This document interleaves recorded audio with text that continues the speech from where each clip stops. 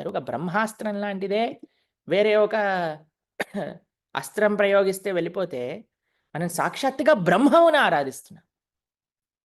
సాక్షాత్తుగా భగవంతుడిని శరణు వేడాక, మిగతా వేరే వాళ్ళని శరణు వేడుతా ఎంత భగవంతుడికి అవమానం చేసిన వాళ్ళమవుతాం. కాబట్టి కృష్ణుడు భగవద్గీతలో చెప్పారు, సర్వధర్మాన్ పరిత్యజ్య మాం ఏకం శరణం వ్రజ. నన్ను మాత్రమే శరణు వేడు, నిన్ను నేను చూసుకుంటాను.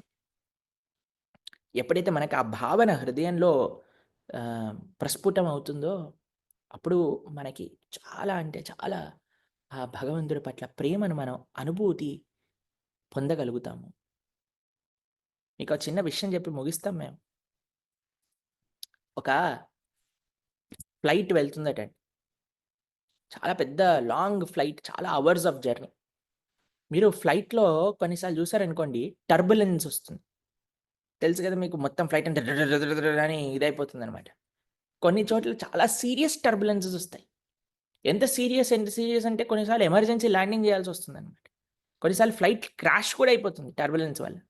ఇప్పుడు చెన్నైలో మొన్న ఒక డివోటీ వీడియో చూపించారనమాట. అలా ఫ్లైట్ ఇలా ల్యాండ్ అవ్వబోయి రన్‌వే పైకొచ్చేసాక మళ్ళీ ల్యాండ్ అవ్వలేక మళ్ళీ గాల్లోకి ఎగిరిపోయిందని. అలానే చెన్నైలో ఉండే భక్తులందరూ కూడా బాగున్నారు అని ఆశిస్తున్నాం. మీ అందరి కోసం ప్రార్థన చేసాం. ఎప్పుడైతే మాకు చెన్నైలో ఇలా ఫ్లడ్స్ వచ్చాయని తెలుసు. ఎందుకంటే మేము కూడా చెన్నైలో ఉన్నాం కదా! మాకు డిసెంబర్ ఫ్లడ్స్ చాలా పరిచయమే. ఒకసారి డిసెంబర్‌లో ఫ్లడ్స్ వచ్చినప్పుడు మేము మా గురువుగారి కార్తీక యాత్రకి బృందావనం వెళ్ళగలిగామనమాట. ఇంకోసారి డిసెంబర్‌లో ఫ్లడ్స్ వచ్చినప్పుడు మాకు చాలా భయమేసే ఒక ఎగ్జామ్ పోస్ట్‌పోన్ అయిపోయిందనమాట.